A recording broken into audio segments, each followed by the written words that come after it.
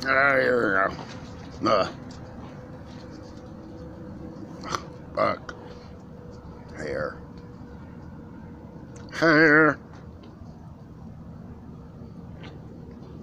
How many of us have it?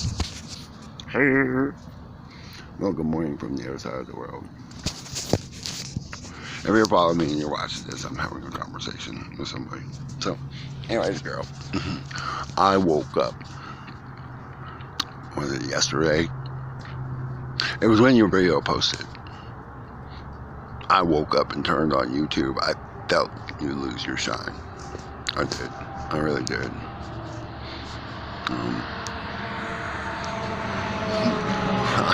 I'm with your cheerleaders, you know, like when I turn it on and your shine is there. I'm like, what? Hey, bitch. And I cry a little when you lose it. You know, I want to talk about love.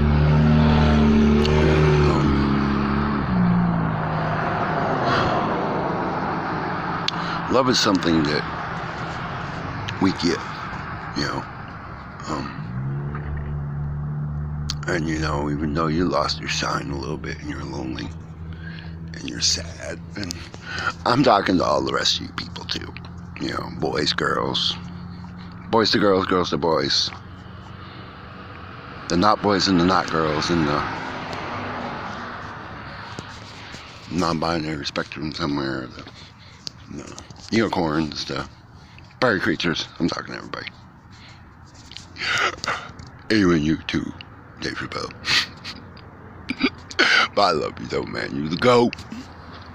You're the GOAT until I get my teeth fixed and my boobies finished gathering their power, and I might come to throw my jokes in the ring. And my enemies don't get me first, because I ain't got no shame. But I love you, man. I don't hate you. I don't hate nobody. That's the thing about me, you know. In years I've been telling people, forever and always, no matter what you do, no matter who you are, no matter where you go, if I've told you I love you, it's forever. You might irritate me, you might be trifling, you know, you might make me so bad I despise you for a couple of decades. But if I've ever given you my love in life, I love you forever. You know, I'm trying to find my microphone.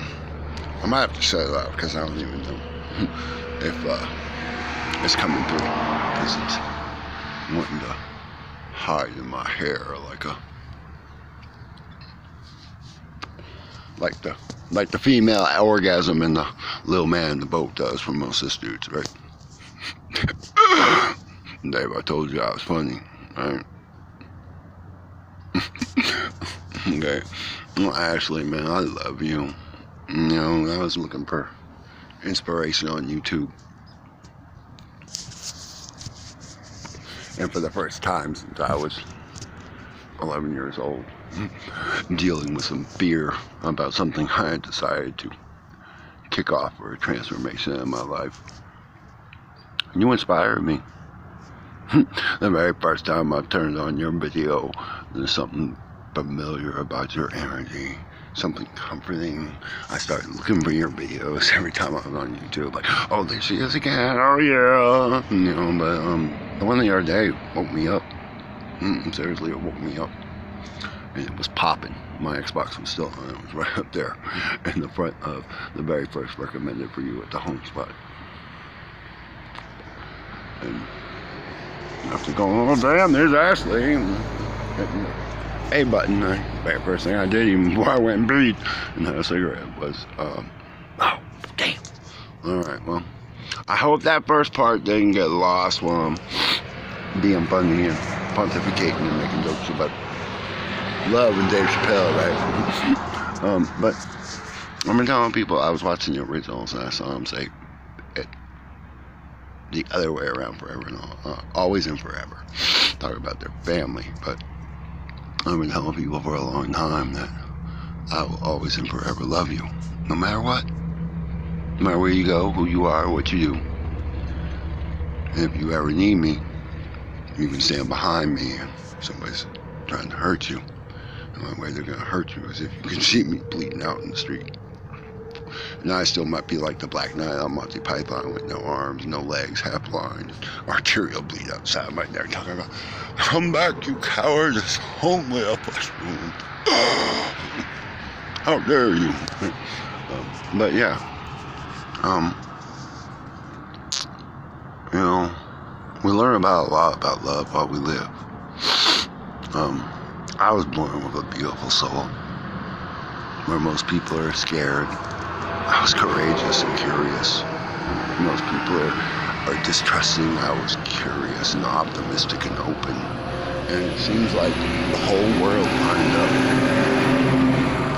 to put me through the dark night of my soul, or the crucible, or the fire you have to walk through. And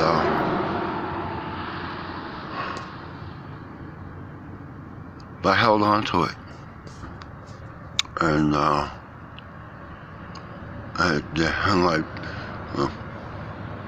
did die from alcohol overdose when I was 15 for a little bit and came back in a coma. And, but life tried to kill me over and over and over again. People, I'm not just talking about people, I'm talking about animals, bad spirits. I'm talking about life lined up and tried to kill me continuously. But I continuously held my chin up until I had 10 toes down. And I was going to rage, like the Dylan Thomas poem, and I was going to rage against the dying of the light and spit. And the last act of defiance, you know, the mouse looking up, giving the eagle the finger as it's about to get eaten, you know, because I was going to live on my feet and die that way too. You know, that you could jail me and imprison me and kill me, but you could not bring me prisoner. And love is like that. You can find it.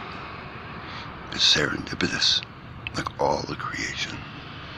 The heaven and earth, and the Tao, the Chinese, you know, the juxtaposition of dynamic opposites in this dualistic universe we live in, and that the duality makes the 10,000 things. And the dance of light and dark, and rigid and yielding, and creation and destruction, you know. But us humans, we're social primates, you know, and we have this little hole in us that keeps us together socially and keeps us going. See, the light finally came back enough. I can go back inside now. The light finally came back enough. My flash went off on my video. I just noticed that. You can probably see it in the video, but I'm out here like the free spirit. I've always been in like 22-degree weather with no jacket and no socks. But I got my warm spirit, my hot coffee, and my dark sense of humor to keep me from getting bossed by humans. Let's go inside, girl. To my palace of possibilities. Anyways, it hurts my heart. I cry a little every time. See, I turn my video on, your sign is going away. And I can feel your energy. I can feel the sadness. And, you know, I've always been kind of a healer and an empath and hoping when I was coming into puberty and doing drugs. Had no control over my energy. I thought I was schizophrenic. You know, we'd all be going someplace and hanging out, or in a car, and wherever we were at, a loud party. And I could hear people's thoughts. Now look at them. My dad talked to me and they all freaked out. Next thing you know, for some reason why they were mad or racist or I was evil or bad or I scared them or anything. I didn't say nothing. Hey, did I hurt you? Losing our friend or get treated like a crazy, demented, like Mad Hatter, Alice in Wonderland. There you go. Suck it up with pink tentacles here.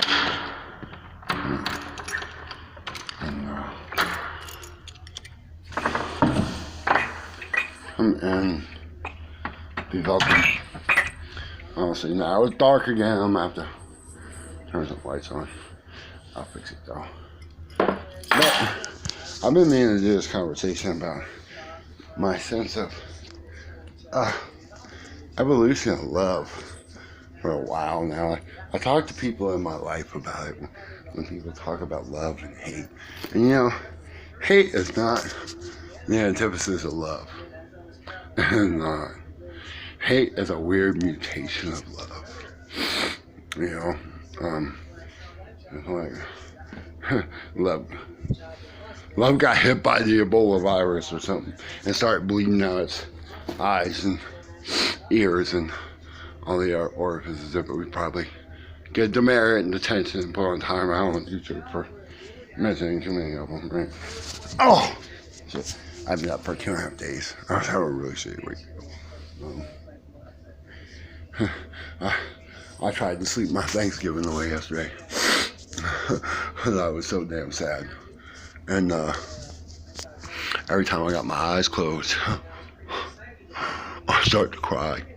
So finally I just gave up on sleeping and I bumped up and there you were on your tomb. First thing I saw. Oh no. That explains why my sadness is so out of control and disproportionate to what's going on, because I don't care what anybody says. I've lived for 5 decades, and I was sure that these women were in their histrionics and the lunar phase and the lunaticity and making this stuff up on a power grab and tripping on tunes and stuff. And as real as the aggression and everything is with testosterone, oh my God. Estrogen's like, I'm a feather whacking, and the Red Queen is dead. You know, I love Johnny Depp, he's so cute. But anyways, I'm sorry. This is what my brain is like on estrogen these days. But life tried to kill me. You know, like I'm talking about like going through the fire or you know some defining idea. You know. Trial in life that refines you and makes your soul shine. Mine started the day I drew breath. And while I feel like I got myself back to who I was before my adolescence happened, I feel alive and powerful again, full of light and life and dynamic energy and life tried to kill me. It really did, over and over and over and over again. If there was something bad or angry or hateful or vicious or you know some type of malignant psychic spirit or energy or ghost or monster or something, it would target me. Like literally, like I would just look around and if people knew me long enough, they would be like, "Man, you are not joking." My friend Lucky from Cleveland would go walk around the parks in the spring, in the summer, in the fall, and he would go walking by the Canadian geese and even twitch a feather, and I'd be like just behind them, and all of a sudden he'd turn around because they were hissing and blowing up and flapping at me, and he'd be like, "What did you do to these geese when you were a child that the whole species hates you?" Every time I ran across them little demon spawn devil birds, every one of them was like and they get close enough and I just kung fu them. I'm just reach out and be like he'd be like, "Why you messing with them birds, man? I was like, I didn't do anything to any of God's creatures that don't have a human name. No, like I did not do it. I have never done nothing to these animals. Never heckled them, called them names, tore their nests up, messed with their children. And I was like, unless it was a past life, I was like, I did not do this, cat. you know, but yeah, I'm sorry. I digress.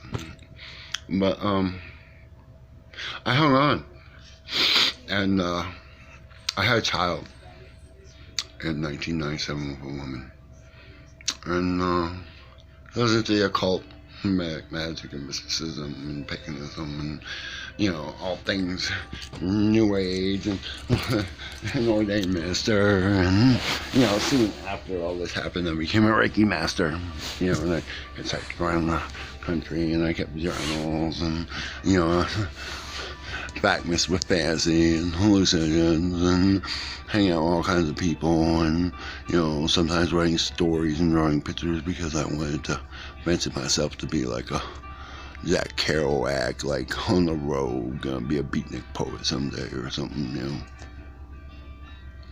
No matter what I said, the fantasy couldn't be separated from the reality. I was accused of belonging to a cult that worship the devil and wizard drugs and impregnated regular cis middle class women and upper class women just so that we could kidnap the babies and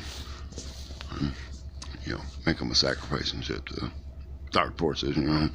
Like, seriously, have you not known me for a couple of years? Made a baby with me, like, you know, like, I know that I was like this hippie that hitchhiked around the country smoking weed, doing LSD and stuff, and, you know, like being a nonconformist, but I was like, I am not evil.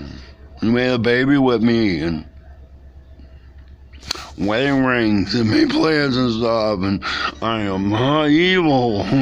But she insisted, and so my daughter, who I have not even held in my arms since she was like 3 or 4 months ago, still won't even talk to me as an adult.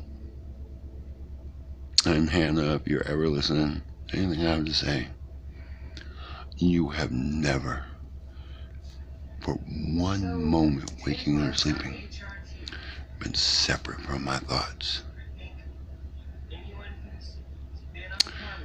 From the moment your mom parked in the car with me and asked me if I wanted to go my separate ways and she'd go have an abortion, and I was like, you know, I support your right to sovereignty over your body, and it would hurt like hell if that's what you decide to do, but personally,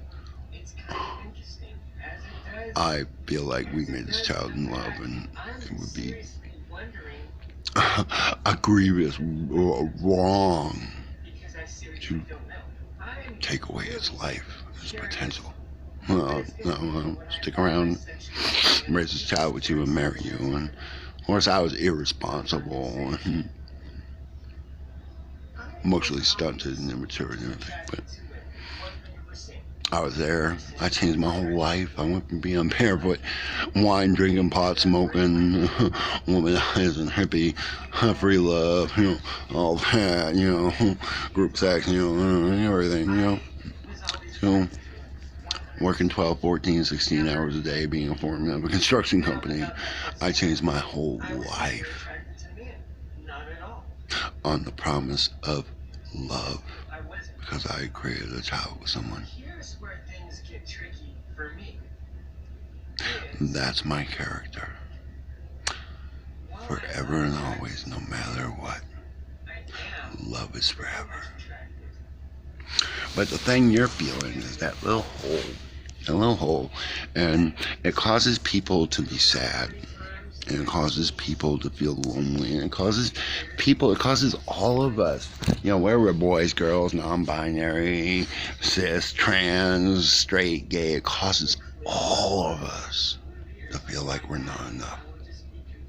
But you are, girl. You're beautiful. And those feelings of loneliness that we need to make us feel complete. And they are complete because they're part of our spiritual journey. They're part of our Tao. They're part of our path that we walk. along with the 10,000 other things. But love is serendipitous. You can't steal it. You can't buy it. You can't hold it hostage. You can't force it to knock on the door of your heart before it comes. You're going to just keep on being that beautiful person that you are. And one day you're going to open the door, somebody knocking on the door of your heart, and you're going to open it up and go,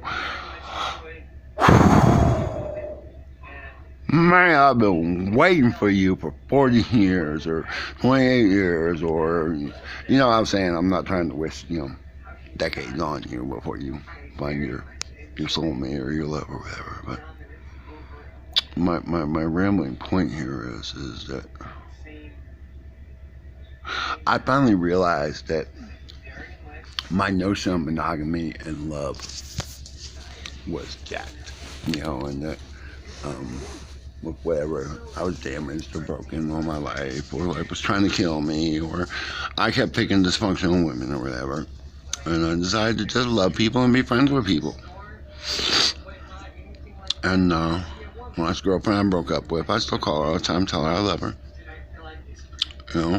and we talk all the time. I'm friends with her mom and some of her family and stuff, but I couldn't entwine the rest of my life with her.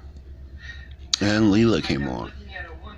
I raised a child till last fall from the moment she was born premature to 6.5 years old. And it healed something and gave me back something that Claire took from me when she used the law to exile me from the land of my birth upon pain of jail and imprisonment. And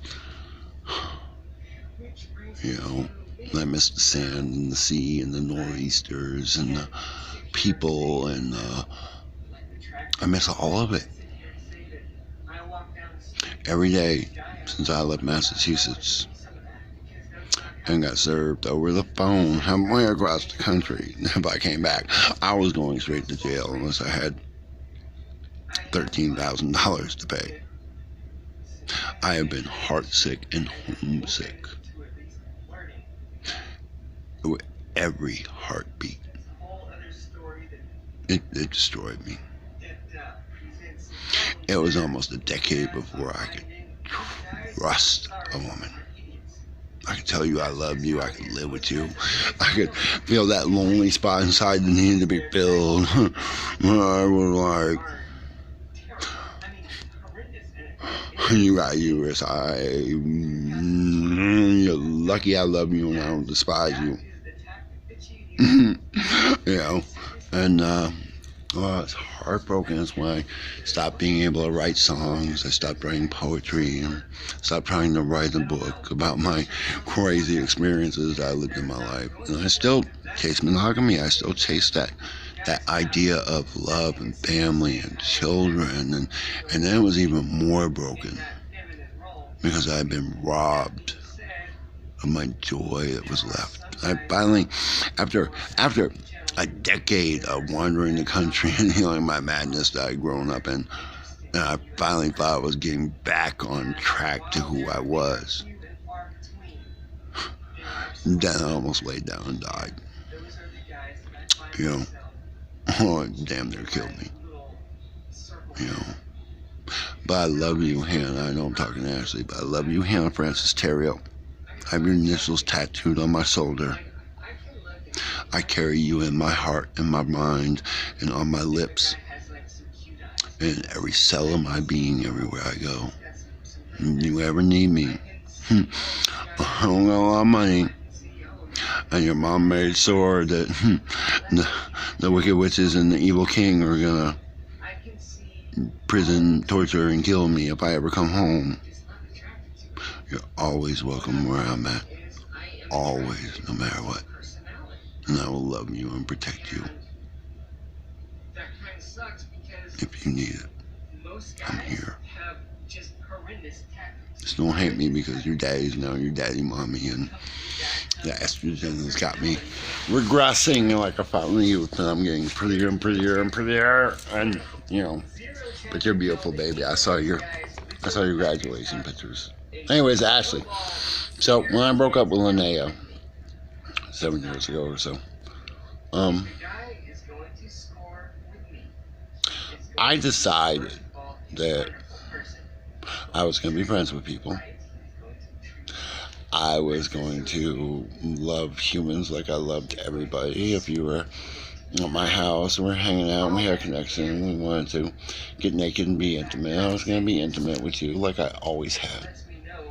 No matter how crazy or animal sex ever was with me, I always approached having sex with another human being as a complete laying bare of my soul. Even if I was closed off, the other 20 or 23 and 3/4 hours of the day that we weren't having sex. When I had sex with you, I consciously laid bare my soul and my energy and took down my psychic defenses, and I had erected to keep me from feeling like I was crazy and hearing voices, because I was so open energetically and psychically and spiritually. I was born a healer and an empath. You know, and I've always approached intimacy like that, like no matter how crazy or slutty, or like now I'm like a big old King Kong slut. I had a boy over here at 3 o'clock in the morning that wrecked my psyche like I wanted to be wrecked, with the estrogen and the femaleness that's going on with my metamorphosis, that I'm no longer a boy. The same way yours did you when you're dating. Oh yeah. Oh, it was absolutely amazing. Anyways, let me stop there.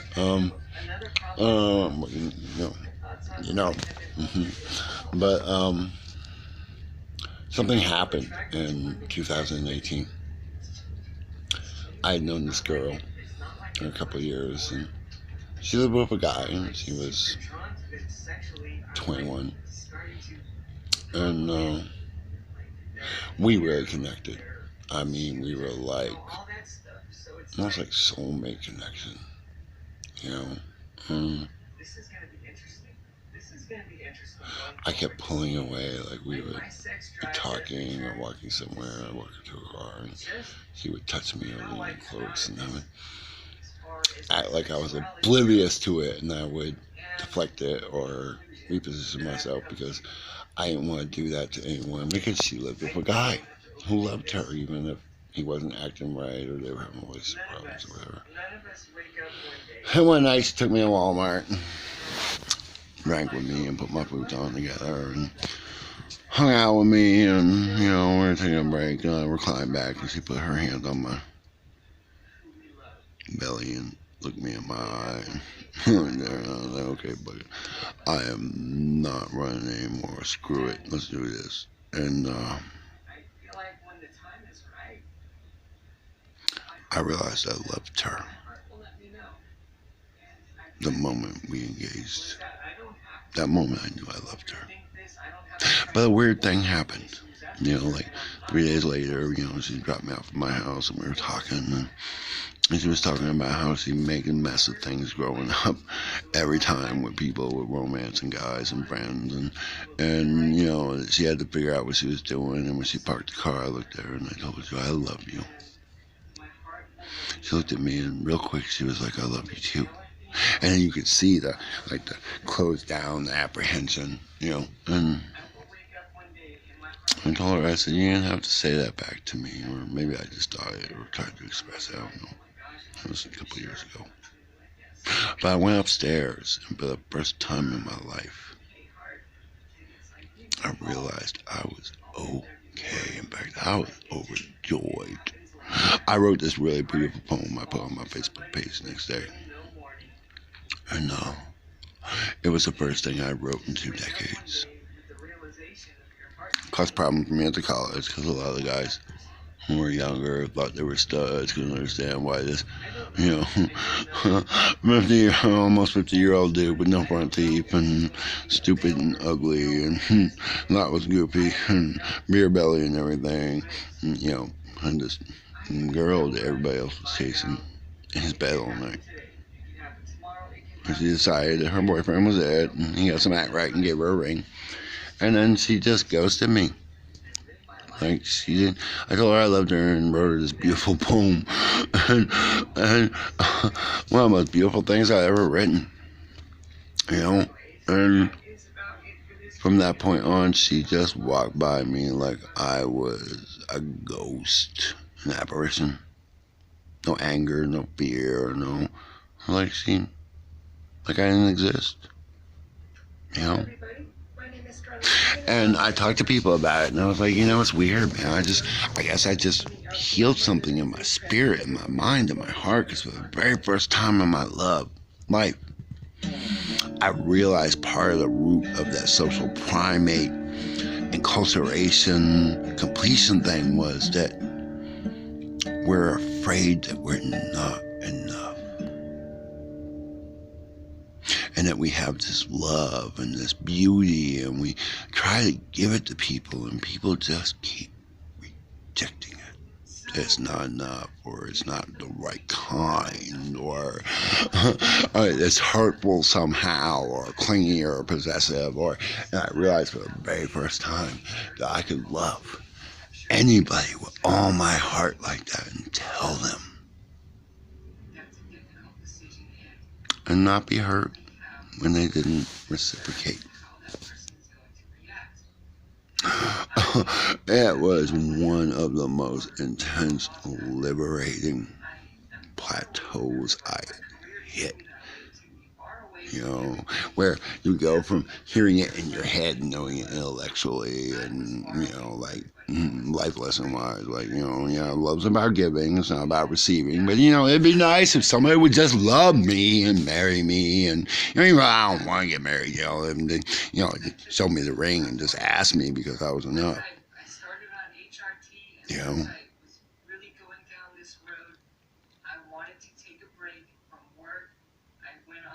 The Creator, life, will bring you that love, girl.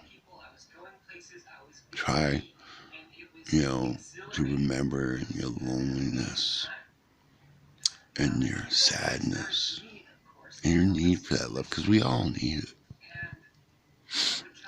And that you are rich in love, and you're beautiful,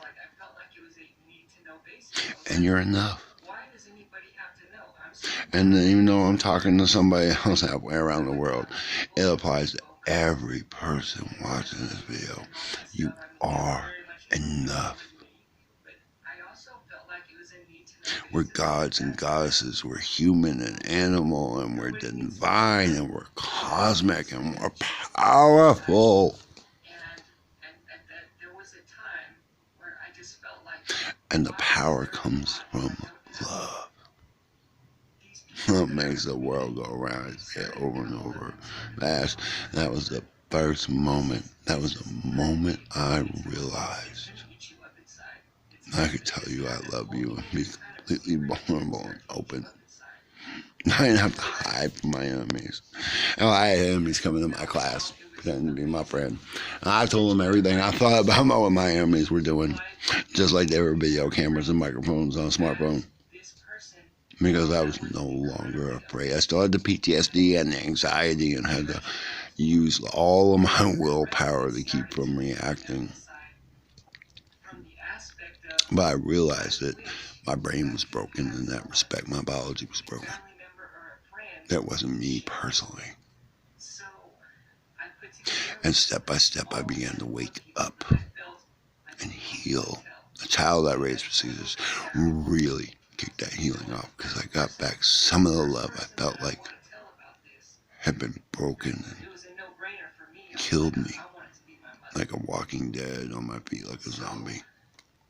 Not Rob Zombie, but like the Walking Dead, like burns, the slow shuffling zombies, not the Walking Dead TV show, like with Norman Reedus. They need to make that third Boondock Saints movie, girl. Alright, so anyways, I told you I was funny, Dave. Alright, but since my transformation, I feel like I was getting there. And then when I took my first shot of estrogen, because I skipped the pills, I skipped all that, I just went right to a 2.5 milligram a week injection. And it was up for hours. I went to sleep. I slept like 16 hours. I woke up and I was freaked the fuck out. All my friends, people knew me, like, what is wrong with you? You looking like a crackhead that thinks somebody about to get the one crumb you dropped on the carpet. And or everybody's coming in the window and you live on the third floor. I was like, I'm waiting for the anxiety to drop. It's got to be a trick. My brain's playing tricks on me. I'm going to get all comfortable and vulnerable and open and weepy and lappy and goopy. And all of a sudden I'm going to be like, oh my God, the world's going to explode. I want to die and kill and burn and, I got to lock myself away from the world, And 9 months later, since March 3rd, however many months it's been, not once. I feel like I'm getting back to who I was. Back to my earliest recollections. I feel like I get more and more childlike and open and vulnerable and human and beautiful like I was before life broke me. And that's love. So I just give love, And I decided that I have the capacity to love more than one person. And, towards the end of next year, beginning of 23, when I get my bottom surgery and everything's done with my metamorphosis and I'm the beautiful butterfly I can see myself becoming. I've told myself I'm going to be polyamorous and I can have as many committed relationships as I want. Because I'm not afraid. I'm not possessing people or owning people or holding people hostage. But you never know. I mean, I've seen 2 boys now that I just sat up and went, I'm so mad. I said I wasn't going to like a boy. I'm not talking about love. Love comes next. That's why I'm mad. But I sat up here and went, I like this boy. And I'm like, what is wrong with you? Stop that. But I can't. My first boy is the cutest Puerto Rican dude with these tattoos. This beautiful energy. Haircut's an Asian guy. And he's the one that wrecked me a little bit last night. And then it just touched my heart because he was like, was I enough? Was I nice? Nice enough to you? And I'm like, oh my God. Come back tomorrow when you got work. Tell me what all your wants and desires and fantasies are and nobody will let you have. And I'm going to make them come true for you and make you happy, Daddy. And that's the other thing, okay, is that people fight their nature. And I'm back to the Tao and the Chunzi and the Yin and Yang again, okay, so I use the Korean terminology because Kuksul, steeped in Taoist alchemy and principles, uses the Korean terminology as opposed to the Chinese and the Mandarin and stuff. But light and dark, both containing each other in their nature. It's like feminism, like women angry and acting testosterone-y and trying to think that they have to be like men to be powerful, because men are powerful, right? Men are more powerful than women. They run the world. If you believe that, it's part of the problem. Men and women are the light and the dark and the yin and the yang. The duality. And you don't become powerful by forsaking your nature. If you're fire, you don't pretend you're water. Even though you have some water in you and some air. Right? But you embrace your nature. And in balance with your opposite, you reach a state of homeostasis or balance or equilibrium or whatever. Like You don't become your antithesis because that's what you perceive to be powerful, right? So does that mean women are more powerful? If you believe one or the other is the answer, it's not the Tao. It's not the balance that's achieved when you unite heaven and earth in your Danzon. Dantian. Dantian in Mandarin. I don't know. I'm not very good with my Chinese. I tried. I could never get it. Hangul is much easier for me, you know. That's what heaven and earth is about. Bring the energy from the heavens, the energy from the mother, and in your Danzon they mix in the furnace and become something new, powerful, and leave you in balance. I know the Tao is unspeakable and inconceivable, and the moment I speak it, it becomes a real thing that's true but illusion and makes it a falsehood. You know, but we do have to use words to convey energy, right? But embrace your nature, girl. You're powerful, you're beautiful, I'm not just talking about your looks, you're enough. You know, love wins the day. Radiate that love. That's what makes you beautiful. You're radiating love. And, you know, you're talking about your talents and your intelligence and all that, but all meaningless without that love that permeates everything that you are. That's what the beauty is.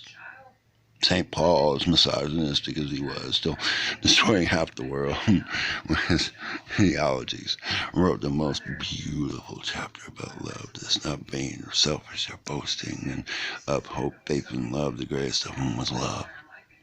It's giving and kind. Love. And serendipity, baby. It will bind you before you know it was in front of you. You know? And I hope that you and anybody else that needs it, that watches this video, 10 minutes from now when I post it, or 10 years from now, if YouTube and the internet is forever is still a thing, and we haven't, had an extinction event and massacred our species and destroyed our planet, lived in an empty hollow stone, I hope it helps people, because, again, you are enough. You just have to stop running the maze with the hate and anger and jealousy and fear-based scarcity mentality, and realize that the gods and goddesses, or God, or the creator, or the Tao, or the universe, or a higher power, that everything is right as rain, and all that pain and the trials and the tribulations and the dark night of your soul, or your crucible, or your defining moment where you become, where you die. Doesn't really matter, because we all become and we all die anyways. That the universe is right. It's just hard to see it. Sometimes you need someone to be a friend and say, girl, you're rich in love. And let that sign come back. It's why people love you. And remember, love makes the world go round. Or, in the words of the anime dragon, love and peace. Fighting monsters after midnight, baby, punch them in the name of the moon goddess. I ain't got 4 other guardians. But I got Dolly and my weird looking unicorn. I can't figure out if he's a dog or a bear. Kind of like a weird looking unicorn Care Bear, but anyways, I'm gonna go to sleep.